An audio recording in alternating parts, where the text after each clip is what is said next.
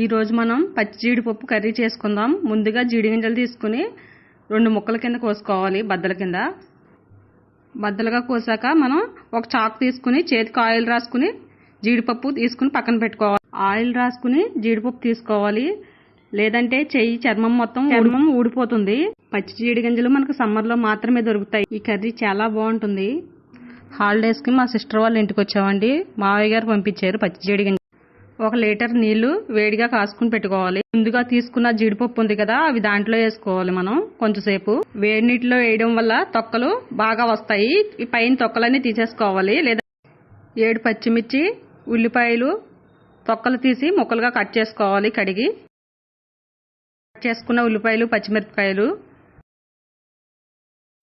ముందుగా తీసి పెట్టుకున్న జీడిపప్పు తొక్కలు తీసి.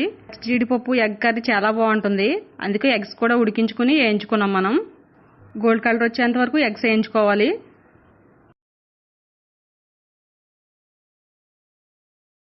ముందుగా మూకుడు పెట్టి 4 స్పూన్ల ఆయిల్, కొంచెం కరివేపాకు, ఉల్లిపాయలు, పచ్చిమిరపకాయలు వేసి మనం వేయించుకుందాం. ఉల్లిపాయలు గరిటెతో తిప్పుకుంటూ ఉందాం. కొంచెం పసుపు వేసుకుని ఇప్పుడు బాగా గోల్డ్ కలర్ వచ్చేంత వరకు వేయించుకుందాం.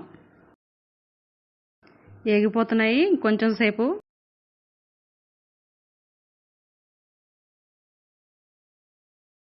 ఒక స్పూన్ ఉప్పు వేసుకుందాం.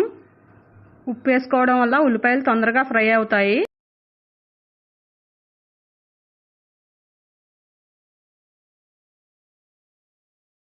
ఒక స్పూన్ అల్లం వెల్లుల్లి పేస్ట్, పచ్చివాసన పోయేంత వరకు వేయించుకుందాం. ఉల్లిపాయలు వేగిపోయి ఇంకా మనం పచ్చి జీడిపప్పు వేసుకుందాం.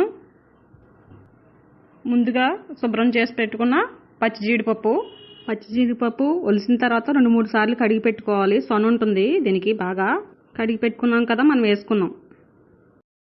జీడిపప్పు వేసిన తర్వాత మనం కొంచెం ఫ్రై చేసుకుందాం. 5 మినిట్స్.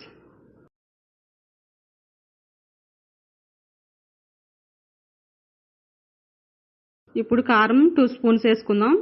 కారం వేసుకున్న తర్వాత మొత్తం కలిసేలాగా మనం ఒకసారి గడ్డతో కలుపుకుందాం.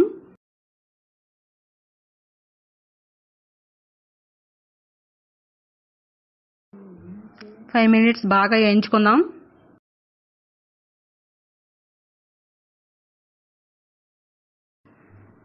ముక్కలన్నీ బాగా మగ్గిపోయాయి. ఇప్పుడు మనం 1 గ్లాస్ వాటర్ పోసుకుందాం.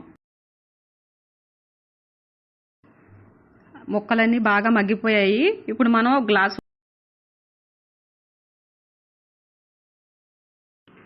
గరం మసాలా 1 స్పూన్. ఇప్పుడు బాగా కలుపుకుందాం ఒకసారి. ముందుగా వేయించి పక్కన పెట్టుకున్నాం ఎగ్స్, అవి వేసుకుందాం. ఇప్పుడు ఎగ్స్ వేసుకున్న తర్వాత 10-15 నిమిషాలు ఉడికించుకోవాలి. ఇప్పుడు మనకి పచ్చి జీడిపప్పు ఎగ్ కర్రీ రెడీ అయిపోయింది. ఈజీ, చాలా టేస్టీ, చాలా